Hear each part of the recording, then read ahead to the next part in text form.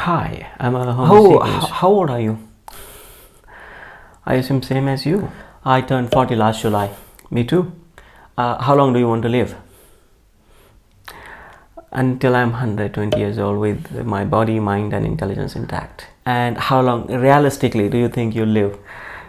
Until I'm 120 years old with my body, mind and intelligence intact. Hi, I'm a Homo sapiens from planet Earth. I call myself Alpha. And I'm a Homo sapiens from the parallel Earth and he calls me Beta. Today we're talking about ideas explored in a book, Ikigai, the Japanese secret of a long and happy life by Francesc Miralles and Hector Garcia. In the prologue of this book, writers introduce us to people of Ogimi, a small village in Okinawa Island in Japan. These people live as a community with a bond of friendship and brotherhood. That is one of the regions that provides them with a sense of purpose for life and a sense of happiness. Writers mention moringa tea and a citrus fruit, shikuwasa, as part of these people's diet that help them get rid of free radicals in their body. This is just the start of the book. Ikigai, or in French, raison d'être. Writers postulate that it exists in everybody. It takes a patient search to find a sense of meaning in everybody's life. This chart explains Ikigai, what you love, what you are good at, what the world needs and what you can get paid for. Ikigai lies in between all these. Writers tell us there is no Japanese word for retirement in the conventional sense as leaving the workforce. They mention 5 blue zones where people live longer.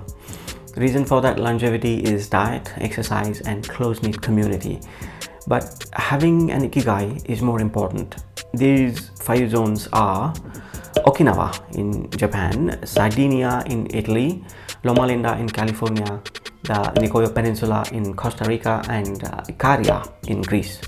Then writers go on to describe the characters of Ikigai and what they mean. One principle in Okinawa is harahachibu, which means fill your belly to 80%. Don't burden your digestive system with too much food. Let go of small-term pleasures of a desert in return of long-term pleasures of happiness later on in life. Also, portions should be small. Writers mention restaurants in Japan offer 5 small plates. The quantity of plates make us believe we are eating a lot, but due to small portions, we end up feeling hungry later on. This is the reason people become thin and stay thin. Average calorie consumption is lesser than in the Western world. That is why people don't become obese, which is one of the reasons for lifestyle diseases. The Okinawan diet, writers mention, consists of tofu, sweet potato, fish, and fresh vegetables.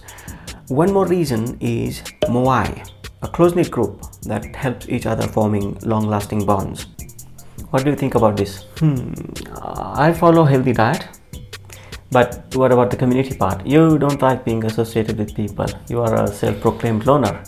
Well, dogs are better than people. I'm bonded with my Roy, your Lily and many other dogs that these two have befriended. They are for me better than any human community. This chapter tells us that with the progressive change in technology, our understanding of our bodies increases and hence we have better ability to deal with our bodily diseases and live longer. Something we explored in an earlier book, Homo Deus. Mens sana in corpore sano, meaning a sound mind in sound body. Just like physical exercise, mental exercise is also important for us. Writers mention our neurons start to age while we are still in our 20s. One thing that can help us reduce this process is intellectual activity, curiosity and constant learning. Writers mention stress as a major factor for premature aging. Greater the stress, greater the degenerative process of our cells. In other words, the more stressed you are, the older your body gets before its natural aging. And what are the causes of stress? Well, one major cause is competitiveness of today's world. Lots of information is received that our brains can't process and that creates stress. Writers mention cave dwellers were not as stressed in their lives as we are today. Again, something we discussed in Homo Deus. We are constantly on alert. waiting for notifications on phones. Cave dwellers might have real stress about their survival, but today, when our survival is guaranteed, we are burdened by a lot of other stimuli that evoke the same stressful reaction like that of our cave-dwelling ancestors. And stress is psychosomatic, meaning mental stress affects our body from digestive system to our skin. Everything, all bodily processes. Sedentary lifestyle, as we know, creates hypertension and other bodily diseases, and further discourages activity that leads to other major bodily problems. Little bodily activity goes a long way. Writers suggest after every half-hour sitting session, move around a little. How active are you during the day? Well, I go on early morning walk on a hill with my Roy, your Lily, while you sleep in my bed. Well, not here, but back on my planet, I also go on morning walks with Lily. But yeah, now that I'm 40, I guess I need to do some strength training exercises as well. Be mindful, be more active, play with children, play with pets, just be more active. That's the point writers are trying to make. Yeah, one most important activity for a fresh body is sleep. How much do you manage to get? I can't feel refreshed until I sleep for at least 8 hours. Same with me. 2 traits mentioned for longevity are positive attitude and emotional awareness, and I believe I've got both. Also, the stoic attitude that my friend here Alpha has got. So we are quite sure we are on our way to have a long life, unless of course we meet some unfortunate accident. Viktor Frankl was the proponent of logotherapy. Just a side note, this book refers to Viktor Frankl's book Man's Search for Meaning. We'll talk about that book soon and about logotherapy in detail in that book. This current book just gives a slight idea about logotherapy. A question that Viktor Frankl asked to patients of neuroses was, why don't you commit suicide? And the answer will provide patients with a reason to live. That is logotherapy, helping people with neurosis to find meaning in their lives on their own. Here's a chart for those who are interested in understanding the difference between psychoanalysis and logotherapy. So what gives meaning to your life? We have discussed this several times, my life project of Know Thyself. We'll talk about that in an idle chat. Apart from Know Thyself, anything else that gives meaning to your life? Didn't I tell you I wrote a novel? Telling stories is what I like. And of course, dogs. My life would be unbearable without dogs. So what about you?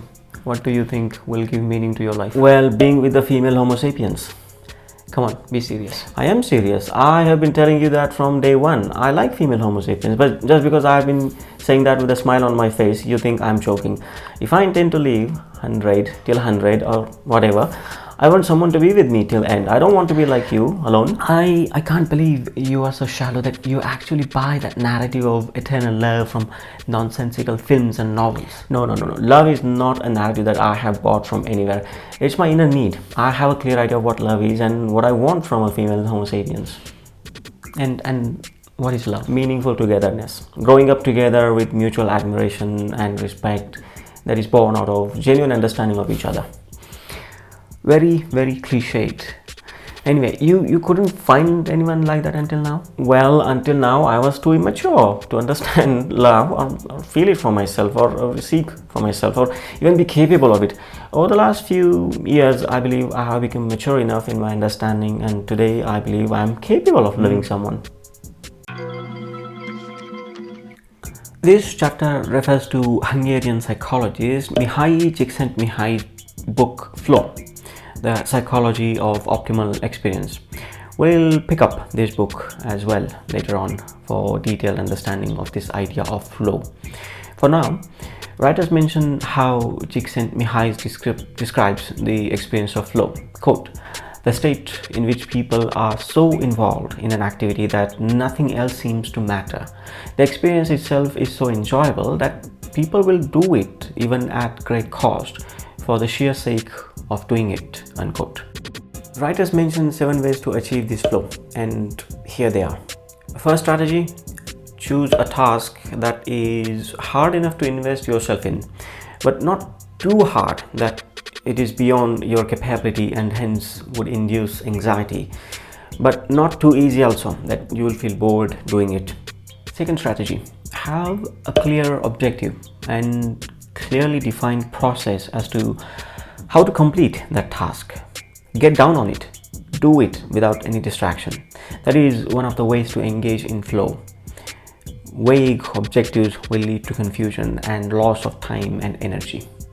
Third and last strategy, concentrate on a single task at a time.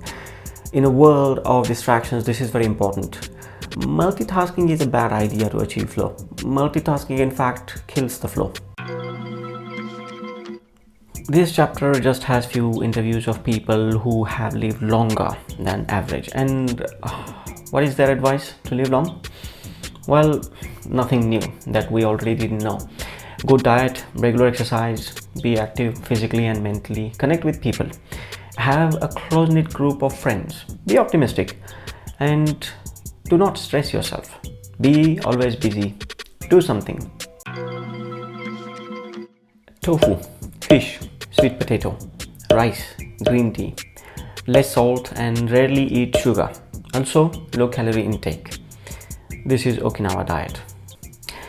At this point, we'd like to share something personal with our viewers.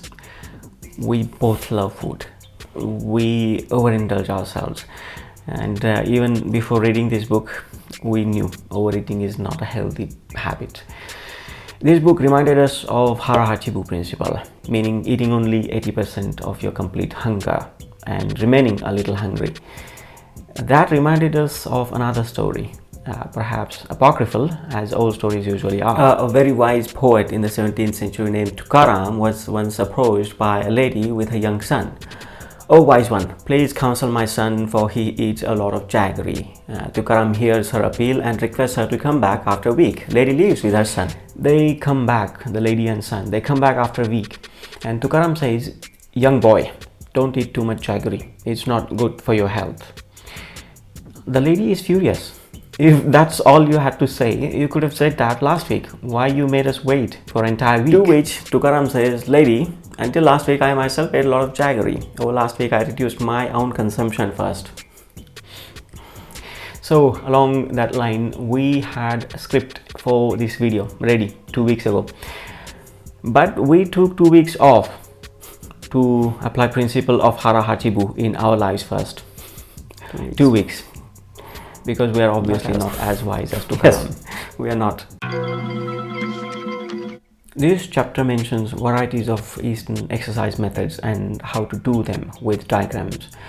Point is, just don't be sedentary. Don't sit for long hours. Do these exercises like the radio Taiso, sun salutations, which is form of yoga, Tai Chi, Qigong, and Shiatsu. Don't give up and carry on. That is resilience. And wabi-sabi is to not always run after perfection and instead develop an ability to find beauty even in imperfections. Very superficial mention of ideas. Nothing profound in this book. It seems like writers have an idea and they needed to write a book, so they just visited few very old people on an island in Japan and thought their way of living would be a good lesson to the rest of the people.